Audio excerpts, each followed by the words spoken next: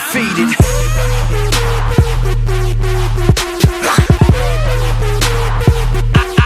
Undefeated.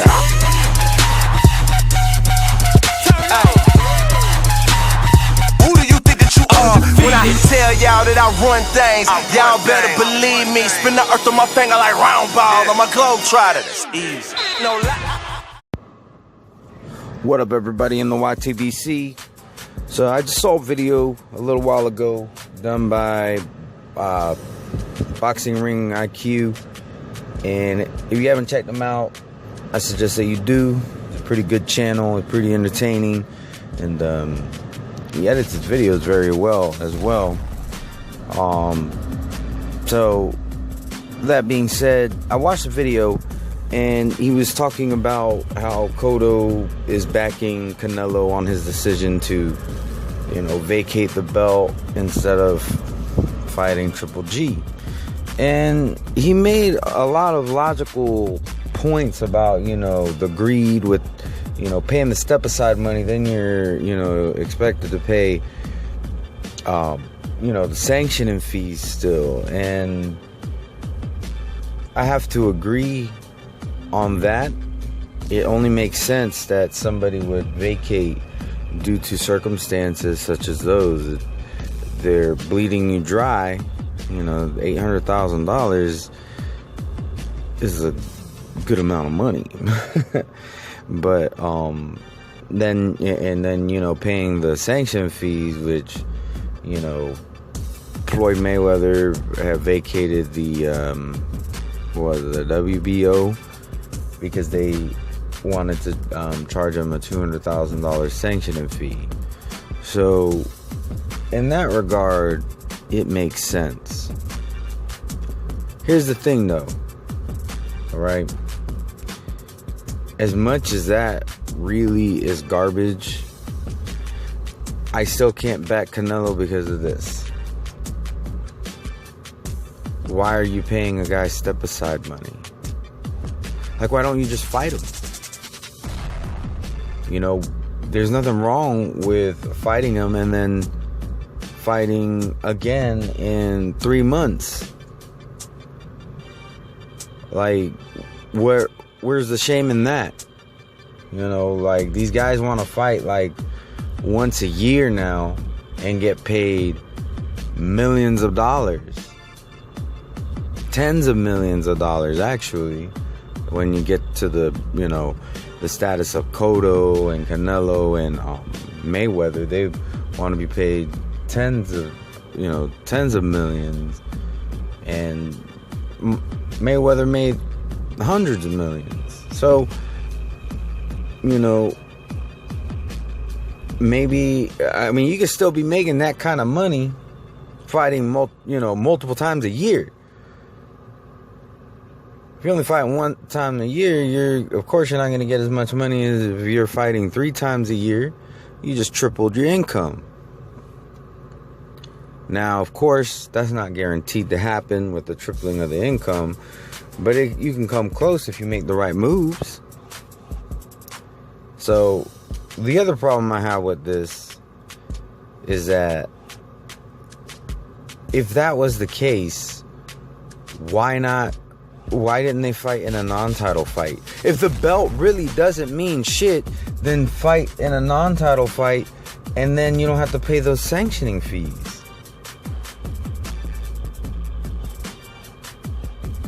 So, because that's the thing that really gets me is, Canelo paid the sanctioning fees knowing that he was going to be the WBC middleweight champion. You can't convince me otherwise. When I go to the store and I buy groceries, or when I go to the store and buy anything, I don't pay the store not knowing what I'm buying. He didn't pay the WBC not knowing what he was getting himself into. It's like I said, he could have saved himself money.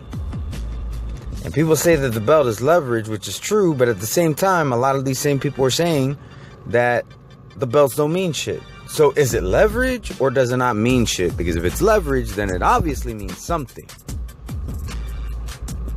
If I come to you with a box with a turd in it, I have absolutely no leverage.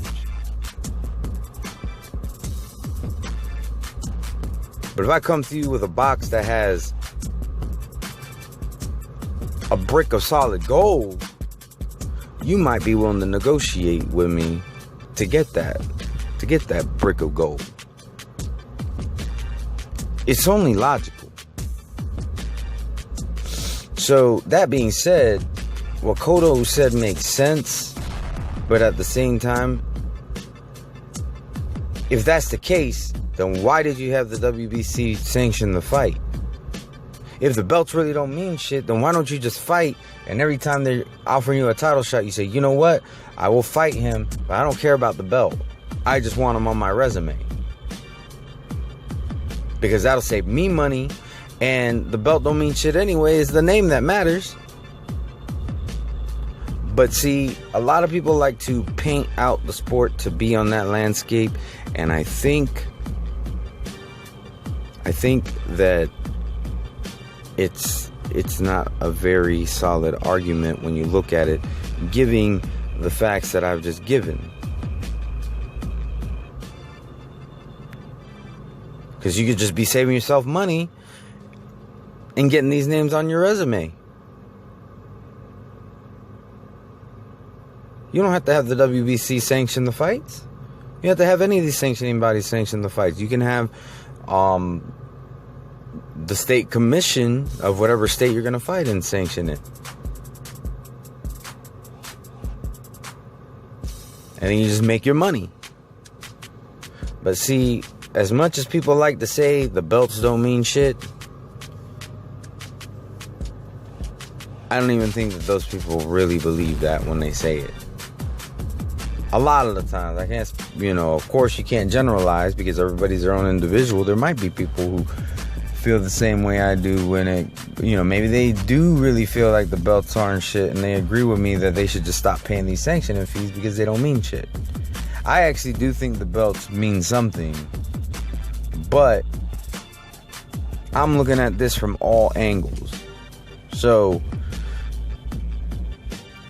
if you're knowing that these sanctioning bodies are greedy and you don't want to be paying step-aside money and sanctioning fees, then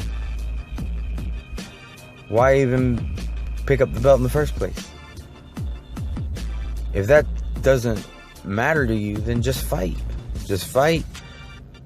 Screw the belts. Fight. Every time they offer you a title match, be like, no, I don't care about your title. I don't need your title. You might as well just throw it in the trash. I'll fight him, but you ain't getting none of my money, and I ain't paying his ass no step-aside money. I'm just going to fight this guy, and I'm going to fight who I want when I want. If that's what they want to do, I can respect that a whole lot more than paying the sanctioning fees, holding the belt hostage, doing everything you can to pay step-aside money, doing everything you can to get additional voluntaries, making promises to the fans that you have absolutely no intent on keeping. I can't respect that. But I can respect if I don't agree with it, but I could respect the fighter a lot more if they're saying, you know what, I don't want your belt. Keep your belt. I'll fight him, and however long it takes for these negotiations to take, it is what it is. But I'm willing to fight him. Now, of course, tactics in negotiation can be used to price out, come up with ridiculous catch weights. I don't care if 155 is not a reasonable catch weight. If that's the case, don't fight the man and just keep fighting at 154. At 154. 155 is not, if you want to do a catch weight, be reasonable with it. Make it 158. 157 and 157, 157 and a half, 158, 159. But 155, that's just ridiculous. You're gonna go 1 pound over. That's ridiculous. Anyways, I gotta get going. For my subscribers, anybody who watches my videos, or if you just so happen to stumble upon this video, hope you have a wonderful and blessed day. Peace. How you think you gon' don't stop the move.